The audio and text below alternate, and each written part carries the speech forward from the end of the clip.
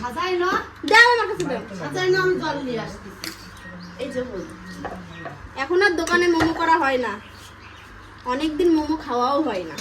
আমরা তো সেরকম বেরাতে পারি না, রেস্টুরেন্টে গিয়ে যে খাবো তার জন্য বাড়িতেই বানাচ্ছি।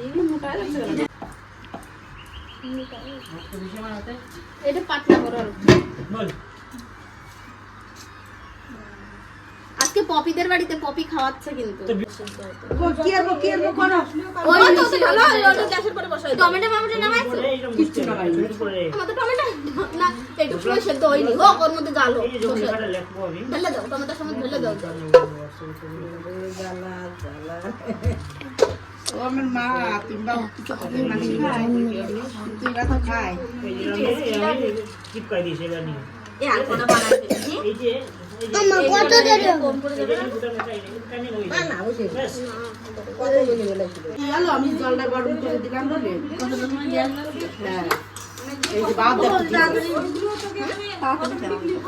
এই তো বাপ দাও না ওটার উপর ঢাকনা দিয়ে দাও ওইগুলো কিছু করি দুটো একসাথে বসাবো তাতে তুমি ঢাকনাটা দাও এখন জলের পর আমি ঢাকনা বন্ধ করব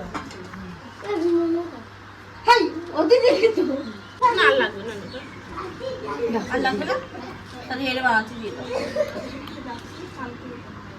কালকে তেই পর্যন্ত কালকে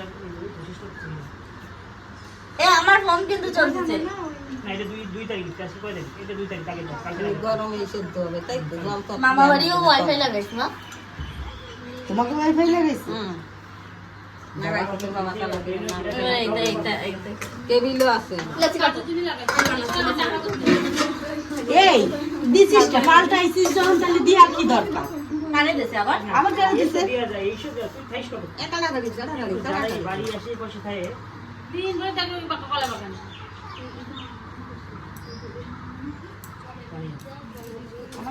মোমো করতে করতে হাঁপিয়ে গেছি মোমো বানাতে বানাতে তাই ডাব খেয়ে নিচ্ছি একটু এ আমার কাপড় ফেলাস না একটু দাগ হয় কি দাগ হয় না হাতে ফেলাই দিবি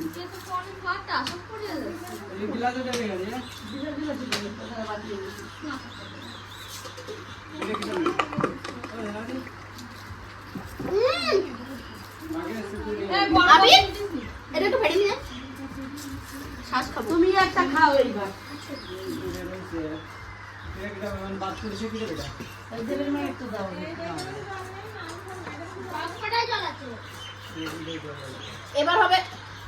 এবার হবে কিন্তু ভেজ মোমো।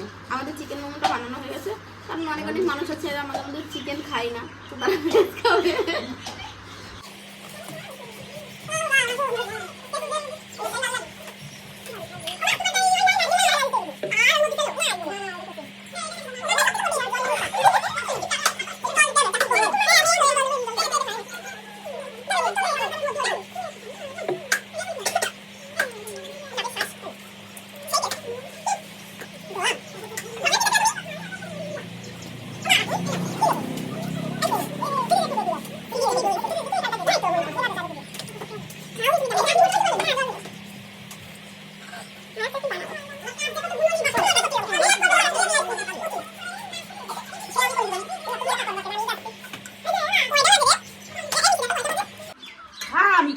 কেমন হয়েছে একটু বলো। সেই সকাল থেকে উঠে খেয়ে এই যে মোমো নিয়ে বসেছি, তো মোমো নিয়ে বসেছি এত কষ্টের পরে মোমোর টেস্টটা এত সুন্দর হয়েছে না। নিপা বলো কেমন হয়েছে? খুব সুন্দর, খুব সেই। এই নিপা গ্যাসটা ধরো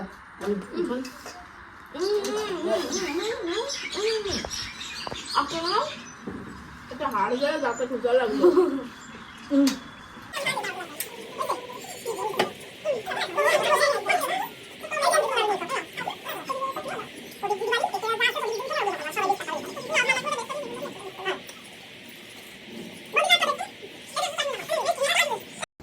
তো চলো যাই হোক করে তো মোমো খাওয়াটা মানে শেষ করলাম। আমরা দেখো বাড়িতে সবাই মিলে একসঙ্গে এভাবেই আনন্দ করে, যদি কিছু মানে এরকম ধরুন চাউমিন বা মোমো একদিন কোনো স্পেশাল কিছু বানানো হয় তো সবাই মিলে একসঙ্গেই বানাই খাই। তো আমাদের মোমো বানানোটা তোমাদের কেমন লাগলো অবশ্যই কমেন্ট করে জানিও।